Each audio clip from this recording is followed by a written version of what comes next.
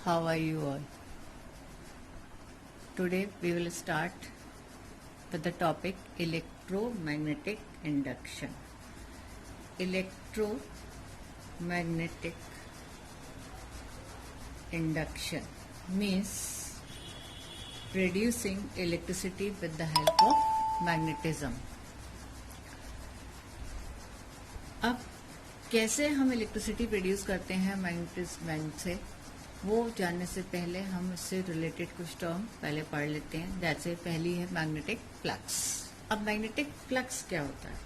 Magnetic flux होता है number of magnetic field lines passing through a given area, उसे हम कहते हैं मैग्नेटिक फ्लक्स। इसे फाई से इंडिकेट करते हैं और कितनी मैग्नेटिक फील्ड लाइंस किसी गिवन एरिया से क्रॉस हो रही हैं वो बताता है मैग्नेटिक फ्लक्स। अब मैग्नेटिक फ्लक्स के लिए फॉर्मूला क्या होता है? तो मैग्नेटिक फ्लक्स के लिए जो फॉर्मूला है वो आपका क्या हो जाएगा कि सपोज कर लीजिए कि हमारे पास ये मैग्नेटिक फील्ड की डायरेक्शन दी हुई है और कोई हमारा एरिया वेक्टर ये ए है, एरिया वेक्टर। तो इसका ये जो नॉर्मल है आपका एरिया वेक्टर का परपेंडिकुलर, वो आपका इसी डायरेक्शन में होगा। तो फाई का फॉर्मूला हो जाता है B A, phi is equals to B A. अब सपोज कर लीजिए कि यही एरिया वेक्टर जो है वो हमारा क्या कर जाए, इससे रोटेट कर जाए, आपका इस पोजीशन की जगह इस पोजीशन से आ जाए। तो ये क्या कर रहा है यहाँ पर, ये थीटा एंगल बना रहा है आपका, इससे ये थीटा एंगल नॉर्मल जो है वो वेक्टर बी से। तो यहाँ फॉर्मूला हमारा क्या हो जाता है, phi is equals to B A cos theta. ये एरिया वेक्टर है आपका, मैग्नेटिक फील्ड की डायरेक्शन में इसका कंपोनेंट लेंगे तो ये क्या हो जाएगा, ए कॉस थीटा। तो इसीलिए बी ए कॉस थीटा। और इसी को हम क्या लिख सकते हैं, vector B dot vector A, यानी कि dot product of vector B and vector A is called magnetic flux. अब ये मैग्नेटिक फ्लक्स जो है आपका, इसकी हमें एसआई यूनिट क्या होती है? तो एसआई यूनिट जो है वो मैग्नेटिक फ्लक्स की आपकी क्या होती है, वेबर होती है। और जो सीजीएस यूनिट है वो आपकी क्या होती है, दैट इज मैक्सवेल। ठीक। और 1 वेबर जो है that is equals to 1 tesla metre square. वो यूनिट आपकी यहाँ से देख लीजिए, बी आपका टेस्ला, मैग्नेटिक फील्ड की टेस्ला हो गई यूनिट, एरिया जो था मीटर स्क्वायर में हो गया। तो मैग्नेटिक फ्लक्स आपका क्या हो गया, 1 वेबर। अगर हमें 1 वेबर डिफाइन करना हो तो हम कैसे करेंगे कि 1 weber is the flux produce when a uniform magnetic field of 1 tesla acts normally over an area of 1 metre square. ठीक है, तो ये आपकी यूनिट डिफाइन हो जाती है। और आपके सीजीएस और जो एसआई यूनिट है इसमें रिलेशन है, that is 1 weber is equals to 10 to the power 8 maxwell. ये आपका रिलेशन है इन दोनों में। अब जो ये फ्लक्स है वो पॉजिटिव भी होता है और नेगेटिव भी होता है। पॉजिटिव और नेगेटिव मीन्स कि सपोज कर लीजिए ये आपका एरिया था और ये आपकी मैग्नेटिक फील्ड की डायरेक्शन दी गई थी। तो यहाँ पर जो इस एरिया वेक्टर जो है आपका, जो एरिया है ये, इसका नॉर्मल जो लेंगे दैट इज एन कैप। तो यहाँ फ्लक्स जो हो गया वो क्या हो गया, phi is equals to B A cos 0। क्योंकि यहाँ देखिए मैग्नेटिक फील्ड और एरिया वेक्टर के बीच में जो एंगल है वो आपका क्या आ रहा है, 0 डिग्री। वो एक ही लाइन में एक्ट कर रहे हैं, तो इसलिए यहाँ क्या हो जाता है, प्लस बी ए, यानी कि फ्लक्स पॉजिटिव है।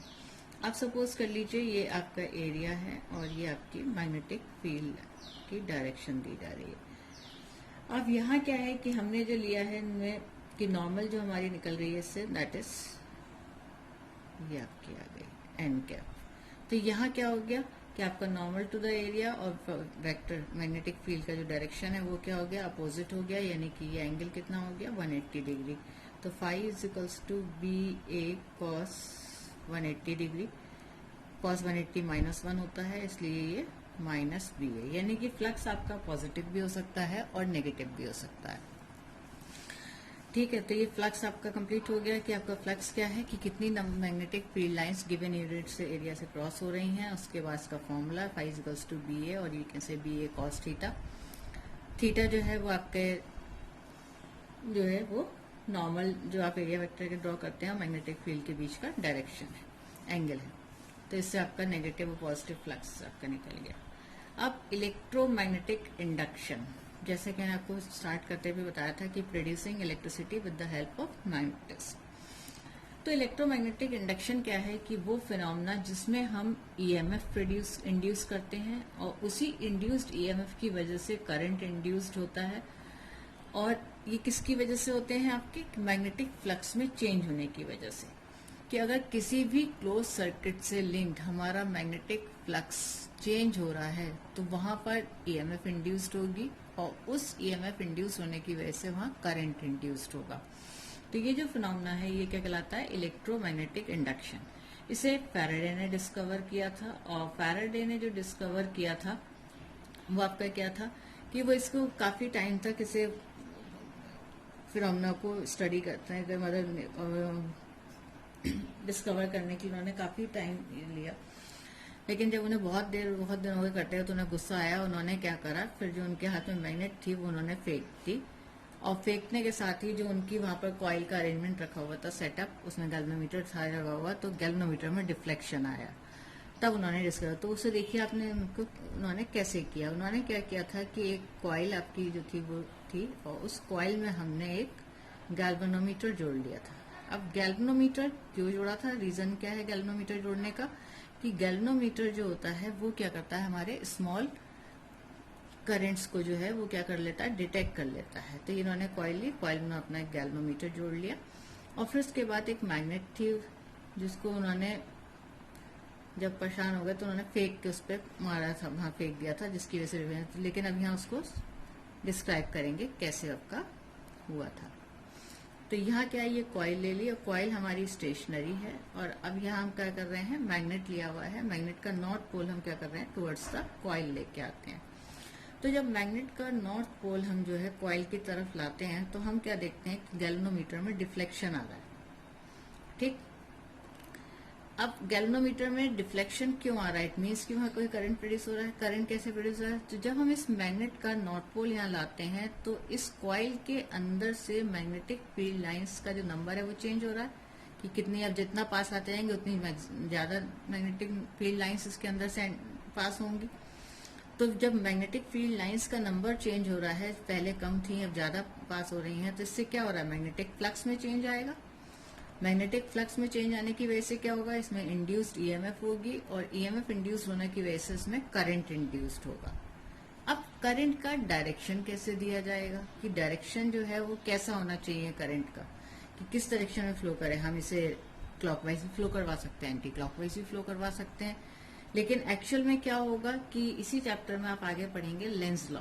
तो लेंस लॉ जो है वो आपकी क्या है कि उसी के अकॉर्डिंग यहाँ पर निकाला जाता है कि करंट का डायरेक्शन हमारा कैसा होगा। ठीक है, तो लेंस लॉ जो है वो आपकी क्या है यहाँ पर कि डायरेक्शन ऑफ इंड्यूस्ड करंट जो होता है it always opposes the cause which produces. तो लेंस लॉ के अकॉर्डिंग जो है वो हमारा क्या दिया जाता है कि हमारा डायरेक्शन ऑफ इंड्यूस्ड करंट, और ये डायरेक्शन ऑफ इंड्यूस्ड करंट क्या होता है कि it always opposes the cause which produces, यानी कि उस कॉज को ही अपोज करता है जिसकी वजह से प्रोड्यूस होता है। तो अब आप यहाँ पर देखिए कि हम मैग्नेट का नॉर्थ पोल पास ला रहे हैं। अब जब नॉर्थ पोल पास ला रहे हैं तो हमारा क्या होगा कि इसको पास लाने की वजह से यहाँ प्रोड्यूस हो रहा है, इंड्यूस हो रहा है करंट। अब जब उसकी वजह से हो रहा है तो ये क्या करेगा, इसको रिपेल करेगा। रिपेल करने का मतलब यहाँ पर नॉर्थ पोल ही डेवलप होना चाहिए। अब नॉर्थ पोल कैसे डेवलप होगा, क्लॉक फेस रूल आपने इससे पहले चैप्टर्स में पढ़ा हुआ है। तो क्लॉक फेस रूल क्या होता है कि अगर डायरेक्शन ऑफ करंट किसी भी कॉइल में एंटी क्लॉकवाइज है तो वहां क्या होता है, नॉर्थ पोल प्रोड्यूस होता है। यानी कि जब हम मैग्नेट का नॉर्थ पोल पास लाते हैं तो जो कॉइल में हमारे करंट का डायरेक्शन होता है वो एंटी क्लॉकवाइज होता है। एंटी क्लॉकवाइज से यह नॉर्थ पोल हो जाएगा और ये इसे रिपेल करेगा। इट मीन्स हम क्या कर रहे हैं, इस मैग्नेट को इस कॉइल के पास लाने के लिए वर्क कर रहे हैं, क्योंकि ये तो इसे रिपेल कर रहा है तो हम इसे वर्क कर रहे हैं लाने के लिए, और जो वर्क हम कर रहे हैं वही हमारा इलेक्ट्रिकल एनर्जी में ट्रांसफॉर्म हो रहा है यहाँ पर। तो ये law of conservation of energy भी आपकी सेटिस्फाई करता है। अब इसका जस्ट अपोजिट लीजिए कि अगर हम इस नॉर्थ पोल को दूर ले जाना शुरू कर दें, ठीक है, हमारी कॉइल है और कॉइल से हमने क्या किया कि हमने अपना कॉइल से नॉर्थ पोल को मैग्नेट का जो था वो दूर ले जाना शुरू कर दिया, ठीक है। अब हम we are taking moving away the north pole of the magnet away from the coil. अब जब हम नॉर्थ पोल मैग्नेट का दूर ले जा रहे हैं तो क्या होगा, अब भी यहाँ गैल्वेनोमीटर डिफ्लेक्शन शो कर रहा है, इट मीन्स कि यहाँ करंट इंड्यूस्ड हो रहा है। तो अब डायरेक्शन ऑफ इंड्यूस्ड करंट कैसा होगा कि जब हम इस नॉर्थ पोल को मैग्नेट के दूर ले जा रहे हैं तो यहाँ पर अब number of magnetic field lines इसमें एंटर पहले कर रही थी वो अब कम होती जा रही हैं, जिसकी वजह से मैग्नेटिक फ्लक्स चेंज हो रहा है। मैग्नेटिक फ्लक्स चेंज होने की वजह से क्या हो रहा है, ईएमएफ इंड्यूस्ड हो रही है और ईएमएफ इंड्यूस्ड होने की वजह से करंट इंड्यूस्ड हो रहा है। अब जैसा कि अभी बता चुके हैं कि लेंज लॉ के अकॉर्डिंग डायरेक्शन दिया जाता है, तो हम मैग्नेट का नॉर्थ पोल दूर ले जा रहे हैं तो वो इसको अपोज करेगा। अपोज करने का मतलब क्या हो गया कि इसे नॉर्थ पोल को अट्रैक्ट करना चाहिए। नॉर्थ पोल को अट्रैक्ट करने के लिए यहाँ पे क्या होना चाहिए, साउथ पोल होना चाहिए। अब साउथ पोल अगर यहाँ बनना है तो डायरेक्शन ऑफ करंट क्या होनी चाहिए, इट शुड बी क्लॉकवाइज, कि करंट जो है वो क्लॉकवाइज फ्लो करनी चाहिए। तो अब क्या करेगा, हम इसे दूर ले जा रहे हैं लेकिन ये इसको अपने पास लाने की कोशिश कर रहा है, तो अब हम फिर इसके अगेंस्ट में वर्क कर रहे हैं कि ये तो इसे पास ला रहा है लेकिन हम इसे दूर ले जा रहे हैं। तो यही वर्क हमारा इलेक्ट्रिकल एनर्जी में आपके चेंज हो जाएगा। तो पहला एक्सपेरिमेंट तो उन्होंने किया था कि कॉइल को स्टेशनरी रख दिया था और मैग्नेट को मूव कराया था। सेकेंड, फैराडे ने जो एक्सपेरिमेंट किया था उसमें क्या किया था, इसका जस्ट रिवर्स प्रोसेस किया था। उसमें क्या किया था कि उन्होंने मैग्नेट को स्टेशनरी रख दिया था और कॉइल को मूव कराया था। तो हम मैग्नेट को स्टेशनरी रखें और कॉइल को मूव कराएं तब भी सेम फिनोमेना से ही हमारा यहाँ पे इसको एक्सप्लेन करेंगे। अब उसमें भी आपका क्या है, एक मैं आपको एक्सप्लेन कर देती हूँ कि सपोज कर दीजिए कि आपका ये जो मैग्नेट था दैट इज स्टेशनरी, यहाँ पर ये नॉर्थ और ये साउथ मैग्नेट स्टेशनरी है, और जो आपकी कॉइल थी वो कॉइल आपकी क्या कर रही है, अब मूव कर रही है। कॉइल को हमने मूव करा दिया, ठीक है। तो ये आपका v वेलोसिटी से किसी भी वेलोसिटी से मूव कर रही है। अब जब कॉइल को हम मैग्नेट की तरफ मूव करा रहे हैं तो अब क्या होगा, पहले इसमें मैग्नेटिक फील्ड लाइंस कम पास हो रही थी लेकिन अब जैसे जैसे कॉइल को मैग्नेट की तरफ लाएंगे तो क्या होगा, number of magnetic field lines इस कॉइल से पास हो रही हैं वो ज्यादा होंगी। जब वो ज्यादा होंगी तो उसमें क्या हो जाएगा हमारे कि मैग्नेटिक फ्लक्स चेंज होगा और मैग्नेटिक फ्लक्स चेंज होने की वजह से ईएमएफ इंड्यूस्ड होगी जिसकी वजह से करंट इंड्यूस्ड होगा। लेकिन करंट का डायरेक्शन फिर लेंज लॉ से देंगे और उस लेंज लॉ से करंट का डायरेक्शन देने के लिए हमारे पास क्या है कि हम जो है, अब ये नॉर्थ पोल है, कॉइल को हम नॉर्थ पोल की तरफ ला रहे थे तो वो क्या करेगा, अपोज करेगा। यानी कि आपके पास क्या हो जाएगा, यहाँ पर जब हम कॉइल को दूर पास ला रहे हैं मैग्नेट के नॉर्थ पोल से तो ये से क्या करेगा कि अपोज करने के मतलब कि इस पे यहाँ पर नॉर्थ पोल ही डेवलप होना चाहिए। नॉर्थ पोल डेवलप होने का मतलब क्या हो गया कि करंट का डायरेक्शन एंटी क्लॉकवाइज होना चाहिए, क्योंकि तभी इसे रिपेल करेगा, हम उसके अगेंस्ट में वर्क करेंगे इसे पास लाने में। इसी तरीके से हम साउथ पोल से भी कर सकते हैं, इसको निकाल सकते हैं। थर्ड जो उन्होंने एक्सपेरिमेंट किया था अपना कि हम किस तरीके से जो है वो आपका ईएमएफ इंड्यूस्ड करते हैं, तो तीसरा प्रोसेस जो उन्होंने लिया उसमें क्या लिया था, उन्होंने दो नेबरिंग कॉइल्स ली थी और एक कॉइल में उन्होंने क्या किया था, आपका सेल या बैटरी की और ये रिहोस्टेट ये जोड़े थे, की थी, बैटरी और सेल था और आपका ये कॉइल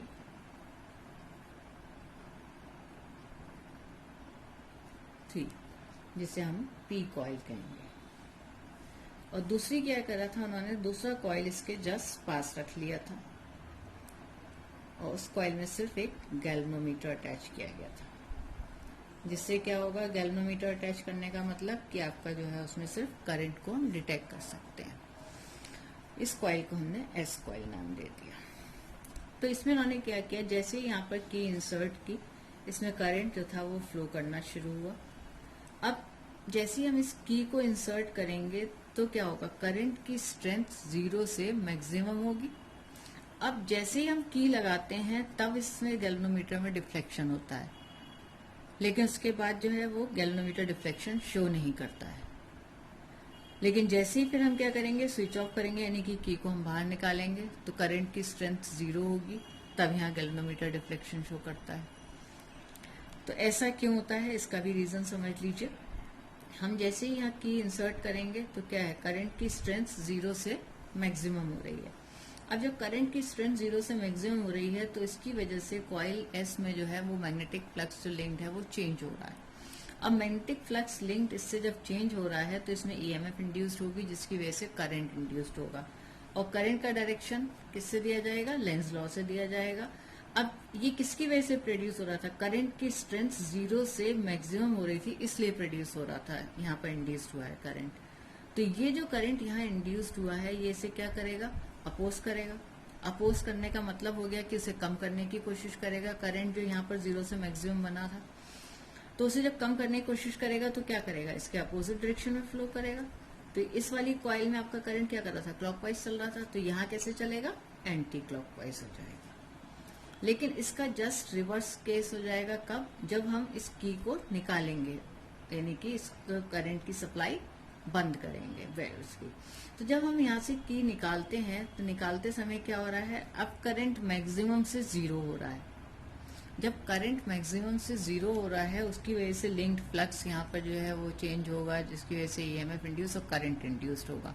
अब वो जो करंट इंड्यूस हो रहा है उसका डायरेक्शन फिर लेंज लॉ से देंगे।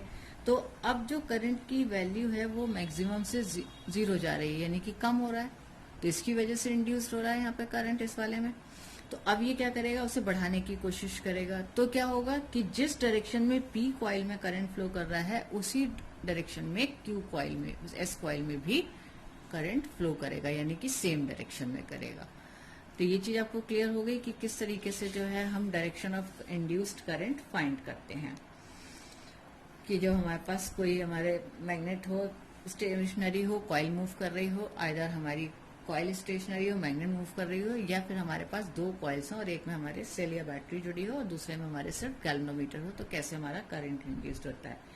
तो इलेक्ट्रोमैग्नेटिक इंडक्शन को इसी से हमारा पूरा डिफाइन किया गया कि whenever there is a relative motion between the coil and the magnet, then EMF is induced and therefore current is induced in the circuit.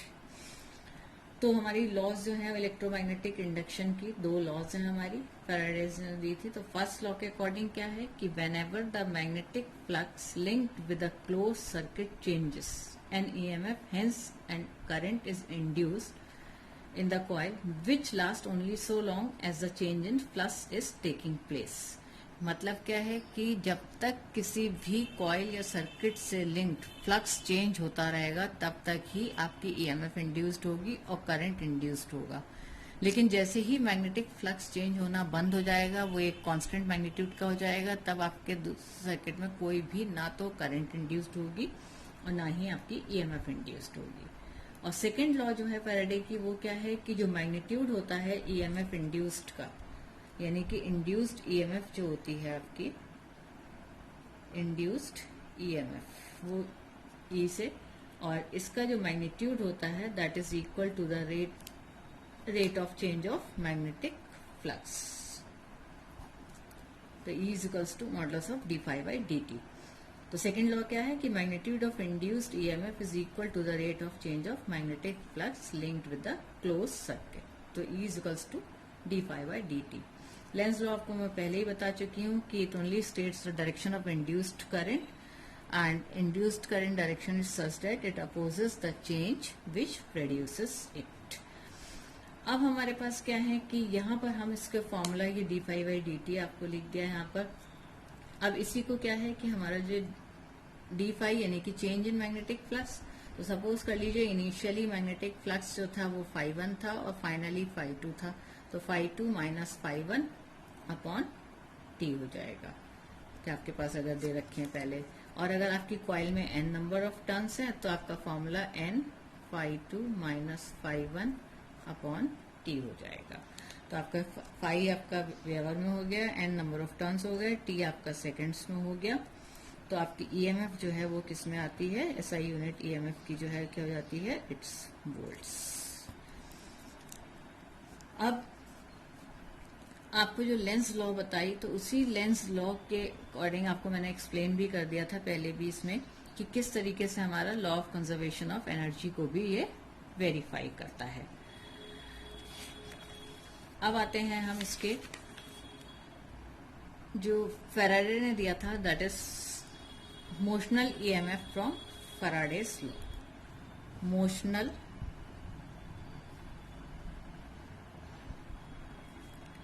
EMF from Faraday's laws। Motional EMF means कि आपकी जो है, अगर कोई आपका वो है conductor है और वो मोशन में है, मैग्नेटिक फील्ड में चल रहा है, किसी उसमें मोशन में है, तो उसमें कैसे EMF इंड्यूस्ड होती है और वो आपकी कैसे उसको फाइंड करते हैं उसका मैग्नीट्यूड। तो यहाँ क्या है कि हम जो है कंसिडर कर लेते हैं कि हमारा एक जो है कंडक्टर है और वो कंडक्टर जो है वो एक यू शेप्ड कंडक्टिंग रेल्स पे जो है वो स्लाइड कर रहा है। तो हमने यहाँ क्या किया कि ये एक यू शेप्ड कंडक्टिंग ट्रैक ये आपका ले लिया यहाँ पर हमने, ठीक। और मैग्नेटिक फील्ड हम ये क्रॉस जो बना रहे हैं, क्रॉस का मतलब क्या होता है कि magnetic field is into the plane of the paper, कि मैग्नेटिक फील्ड जो यहाँ एग्जिस्ट कर रही है वो क्या हो रही है, it is into the plane of the paper, perpendicular to the. तो मैग्नेटिक फील्ड आपकी यहाँ पे पता चल ही रहा है आपको कि it is into the plane of the paper, क्योंकि क्रॉस बने हुए हैं यहाँ। तो अब हमने क्या करा कि इस conducting U shape conducting rails पे हमने एक कंडक्टर ले लिया जिसकी जो हमारा क्या दिया जा रहा है, it is given by P Q, ठीक, पी क्यू ये कंडक्टर हमने ले लिया है, मार्केट एस आर एस, क्योंकि अभी हम एरिया कंसीडर करेंगे इसमें। तो ये कंडक्टर जो है पी क्यू हमने वी वेलोसिटी से हम क्या कर रहे हैं, इसे अंदर की तरफ मूव करा रहे हैं। जो लेंथ है इस कंडक्टर की वो हमारी क्या हो गई, ये जो है वो हमारी स्मॉल एल से हमने लिख लिया है कि length of the conductor is small L, ठीक। ये डिस्टेंस हमने इनिशियली x मान लिया, ठीक है। अब यहां पर हम इस कंडक्टर को v वेलोसिटी से इस टुवर्ड्स जो है हम लेफ्ट मूव करा रहे हैं विद वेलोसिटी v। तो जब हम वेलोसिटी v से इस कंडक्टर को pq को मूव करा रहे हैं, direction of magnetic field normally into the plane of the paper है, कंडक्टर आपका इस v वेलोसिटी से मूव कर रहा है। तो जब आपके पास मोशन ऑफ द कंडक्टर हो, मैग्नेटिक फील्ड, हम क्या लगाते हैं, फ्लेमिंग्स राइट हैंड रूल लगाते हैं। फ्लेमिंग्स राइट हैंड रूल के अकॉर्डिंग क्या होता है कि हम जब अपना ये राइट हैंड स्ट्रेच करते हैं, तो राइट हैंड स्ट्रेच करने में हमारी जो फर्स्ट फिंगर है ये क्या देती है, मैग्नेटिक फील्ड का डायरेक्शन। ये हमारा थंब मोशन को इंडिकेट करता है, और जो मिडिल फिंगर है वो हमारी क्या करती है, करंट का डायरेक्शन बताती है। तो आप इस चीज को यहाँ पर लगाइए। आपका क्या था कि magnetic field into the plane of the paper, तो ये आपने जो फर्स्ट फिंगर थी इसे वर्टिकली डाउनवर्ड। अब मोशन जो है वो किधर है हमारा, टुवर्ड्स लेफ्ट है, तो हमने थंब को अपना पॉइंट कर लिया है दिस डायरेक्शन। अब आप देखिए जो आपकी मिडिल फिंगर है वो आपकी क्या आ रही है, इस तरीके से आ रही है, यहाँ पे था, ठीक है, ये डायरेक्शन। तो यहाँ क्या हो गया कि P से Q की तरफ जो है वो आपका करंट का डायरेक्शन होगा। तो ये आपका डायरेक्शन ऑफ करंट, ठीक। तो आप डायरेक्शन ऑफ करंट इसमें किस तरीके से फाइंड करेंगे, by Fleming's right hand rule find करेंगे। तो फ्लेमिंग्स राइट हैंड रूल से हमारे पास मोशन ऑफ वो डायरेक्शन ऑफ करंट जो आ गया, it is from P to Q, then Q R, इस तरीके से हमारे पास डायरेक्शन आ गया। अब हमारा जब ये कंडक्टर इसमें मूव कर रहा है तो हम देख रहे हैं कि हमारा इसमें मैग्नेटिक फ्लक्स चेंज हो रहा है, ठीक है। अब मैग्नेटिक फ्लक्स जो चेंज हो रहा है वो कैसे है कि हमारे पास पहले जो था, सपोज यहाँ पर ये देखिए आप कि ये आपके पास यहाँ से है, तो ये एरिया इतना ज्यादा था। अब हम अगर v वेलोसिटी से मूव कर दें और ये आपका जो है थोड़ा सा इंसर्ट हो जाए, अंदर आपका मूव कर जाए, तो एरिया रिड्यूस हो जाएगा। तो यहाँ आपके पास क्या आ गया, phi is equals to BA formula होता है मैग्नेटिक फ्लक्स निकालने का। अब मैग्नेटिक फील्ड की स्ट्रेंथ तो बी है, लेकिन एरिया क्या है, तो एरिया ऑफ दिस रेक्टेंगल ही तो लेंगे आप, पी क्यू आर एस, क्योंकि सपोज लीजिए पहले आपका ये जो थी पी क्यू यहाँ पर था, उसके बाद एट एनी इंस्टेंट टी आपका ये पोजीशन यहाँ आ गई, तो पहले आपका एरिया क्या था, ये था आपका टोटल इतना एरिया, ठीक। फिर जब हमने टी इंस्टेंट पे फाइंड किया तो ये पोजीशन यहाँ आ चुकी थी, तो अब कितना एरिया है, अब तो सिर्फ आपका यही तो है, ये इतना एरिया, यानी कि एरिया रिड्यूस हो गया इसमें। तो अब रिड्यूस होने से क्या हो गया, number of magnetic field lines जो यहाँ पर इसमें थी वो भी रिड्यूस हो गई, जिसकी वजह से मैग्नेटिक फ्लक्स चेंज हो गया। तो मैग्नेटिक फ्लक्स चेंज होने की वजह से ही यहाँ पर करंट इंड्यूस्ड हो रहा है। तो आपके पास formula pi equals to B A. अब एरिया को क्या करेंगे, लेंथ इंटू ब्रेथ लगा देंगे, तो बी एल एक्स हो गया, ए की जगह एल इंटू एक्स, क्योंकि आपकी जो कंडक्टर की लेंथ थी वो एल थी और ये डिस्टेंस यहाँ पे एक्स, तो ये पाई आ गया। अब हमें ये मालूम है कि फैराडेज लॉ से कि ई इज इक्वल्स टू आपके पास क्या होता था, minus D phi by D T.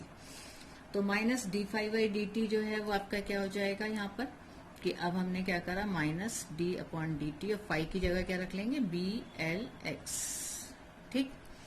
अब हमारे पास देखें तो हमारे पास मैग्नेटिक फील्ड की वैल्यू जो है वो स्ट्रेंथ जो है वो कांस्टेंट है, लेंथ ऑफ द कंडक्टर भी कांस्टेंट है, वो भी चेंज नहीं होगी। तो यहाँ पर हमें माइनस साइन ये था, अब हम रखेंगे D x by D T, और D x by D T यानी कि change in time, rate of change of distance, तो वो हमारा क्या हो जाता है, वेलोसिटी हो जाती है। तो d x by D t को हम वी रख लेंगे। तो ये जो इंड्यूस्ड ईएमएफ का फॉर्मूला आ गया वो आपका क्या आ गया, E is equals to minus B L V, जहां पर बी मैग्नेटिक फील्ड स्ट्रेंथ हो गई, एल आपकी length of the conductor, and v the velocity of the velocity of conductor. अब यहाँ पे जो नेगेटिव साइन लिया है वो क्यों लिया है, उसका रीजन समझ लीजिए। एरिया जो है वो क्या हो रहा था, डिक्रीज कर रहा है, इसलिए हमारा क्या हो गया कि जो है आपका जो डिस्टेंस यहाँ पर कम हो रहा था, तो वेलोसिटी क्या हो गई, नेगेटिव हो जाएगी आपकी यहाँ पर, ठीक है। तो v is decreasing direction of x है, इसलिए हम यहाँ पर ये नेगेटिव साइन लेते हैं। देन ये तो हमारा था कि फैराडेज लॉ से हमने किस तरीके से मोशनल ईएमएफ फाइंड की। अब हम नेक्स्ट जो फाइंड करेंगे वो हमारा क्या है कि motional EMF from Lorentz force. तो मोशनल ईएमएफ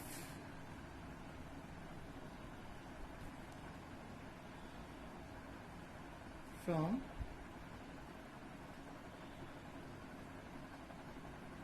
लॉरेंज फोर्स। तो motional EMF from Lorentz force. अब इसके लिए हम क्या करेंगे, इसके लिए भी सेम वही डायग्राम, आपको एक यू शेप्ड कंडक्टिंग रेल है वो आप लेंगे, ठीक।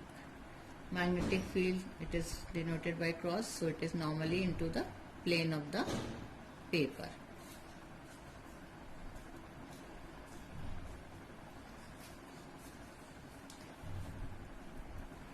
ठीक। अब ये हमने कंडक्टर पी क्यू ले लिया, लेंथ ऑफ द कंडक्टर जो है वो हमारी स्मॉल एल, ठीक है। अगेन द सेम थिंग कि हमारा ये जो पी क्यू कंडक्टर है वो वी वेलोसिटी से टुवर्ड लेफ्ट मूव कर रहा है। अब टुवर्ड्स लेफ्ट जब मूव कर रहा है तो हम इसमें डायरेक्शन ऑफ इंड्यूस्ड करंट जो निकालेंगे वो किससे निकालेंगे, आपका फ्लेमिंग्स राइट हैंड रूल से। तो फ्लेमिंग्स राइट हैंड रूल जब लगाया तो into the plane of the paper, ये फर्स्ट फिंगर आपकी into the plane of the paper, v velocity से कंडक्टर मूव कर रहा है टुवर्ड्स लेफ्ट, तो ये थंब हमने उधर पॉइंट कर लिया। नाउ हमारी जो ये है ये वाली मिडिल फिंगर ये किधर आ गई, ये इस तरफ आ गई टुवर्ड्स डाउनवर्ड हमारी। तो हमारी जो डायरेक्शन ऑफ करंट है वो P2Q हो गया, यानी कि ये हमारा डायरेक्शन ऑफ करंट दे दिया गया। अब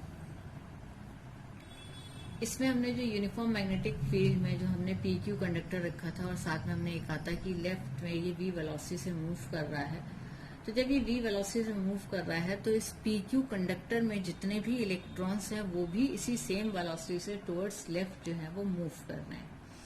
अब इन इलेक्ट्रॉन्स पे जो है वो लॉरेंज फोर्स लगता है, और इलेक्ट्रॉन्स पे जब लॉरेंज फोर्स लगता है तो उसका मैग्नीट्यूड जो है वो आपका कैसे दिया जाता है, क्यू वी फॉर्मूले से। क्यू चार्ज हो गया, v velocity and v strength of magnetic field. तो यहाँ पर जो इस पे लॉरेंज फोर्स लगा, लॉरेंज फोर्स लगने की वजह से क्या हो जाएगा कि आपके जितने इलेक्ट्रॉन्स हैं उन पे आपके फोर्स लगेगा, और फोर्स का डायरेक्शन जो है वो हमारा फ्लेमिंग्स लेफ्ट हैंड से निकालेंगे। तो ये सारे इलेक्ट्रॉन्स आपके क्या हो जाएंगे, पी पे इकट्ठे होने शुरू हो जाएंगे। They will start moving towards point P. तो यहाँ पी पॉइंट पे क्या होगा, नेगेटिव चार्ज एक्यूमुलेट हो जाएगा, और क्यू पॉइंट पे जो है वो आपके पॉजिटिव चार्ज एक्यूमुलेट हो जाएगा।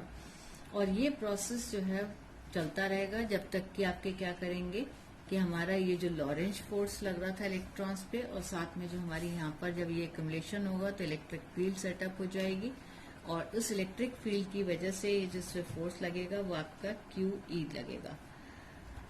और ये जो एक्यूमुलेशन है पी पे इलेक्ट्रॉन का और क्यू पे जो है आपके पॉजिटिव चार्ज का, वो कंटिन्यूस रहेगा। कब तक, जब तक कि ये दोनों मैग्नेटिक और इलेक्ट्रिक फोर्स एक दूसरे को बैलेंस नहीं कर लेते हैं। तो जिस समय बैलेंस कर लेंगे, बैलेंस करने के साथ F M is to F E, और एफ एम जो था वो क्या था, क्यू वी था, और एफ ई जो था वो क्यू ई था। तो यहां से हमारे पास आ गया formula V is equals to E. अब पी और क्यू पे, एक पे नेगेटिव चार्ज एक्यूमुलेट था, एक पे पॉजिटिव चार्ज था, तो इसीलिए जो पोटेंशियल डिफरेंस डेवलप होगा ends between, potential difference between ends Q and P, वो हमारा क्या हो जाएगा, V is equals to E into L. तो potential difference equals to electric field into length of the conductor आपकी यहाँ पर आ गए। ठीक है, तो V is equals to E L, और फिर E की वैल्यू आपने अभी ऊपर निकाली, E is equals to v, वो आप यहाँ सब्स्टिट्यूट कर देंगे, तो it's v l, V is equals to. अब मैग्नेटिक फोर्स जो मूविंग फ्री इलेक्ट्रॉन्स पर था, उसी की वजह से ये पोटेंशियल डिफरेंस जो है वो मेंटेन हुआ है। ठीक है, तो इसी की वजह से जो ये पोटेंशियल डिफरेंस मैग्नेट हुआ था मेंटेन, तो इसी वजह से हमारी ईएमएफ प्रोड्यूस हो रही है, इसीलिए हम E is equals to B we l, ये फॉर्मूला आ गया। अब जो है हमारे पास ये इतनी ईएमएफ इंड्यूस्ड होगा, इसी को हम कहते हैं मोशनल ईएमएफ। तो ये motional EMF by Lorentz force थी। अगर हमसे कहा जाए कि करंट निकालिए, कि current, how much current is induced in the loop, current induced in the loop, तो हमें क्या मालूम है कि हमारे पास करंट के लिए क्या होता है कि I is equals to E by R. यहाँ पर I करंट, E ईएमएफ और R resistance of the conductor. E की जगह अब वैल्यू रख दीजिए, it's B we L upon R, तो ये करंट हो गया। और अगर कोई मोबाइल आर्म है तो उसमें फोर्स निकालना है, तो फोर्स ऑन मूवेबल आर्म, तो यहाँ पे कंडक्टर पी क्यू था जिसकी लेंथ एल थी, करंट आई इसमें मूव कर रहा था, तो इस पे जो है मैग्नेटिक फील्ड में रखा है, इसलिए इस पे फोर्स लगेगा, और फोर्स का जो डायरेक्शन होगा it is perpendicular to the direction of magnetic field. तो वो फोर्स आपका कैसे दिया जाएगा, इसका formula it is I L B sine theta, theta 90 degree, आपको बताया कि फोर्स और मैग्नेटिक फील्ड के बीच में डायरेक्शन 90 डिग्री यहाँ पर। ठीक, तो ये 90 डिग्री, एंड तो यहाँ पर आपके पास आ जाएगा ये दिस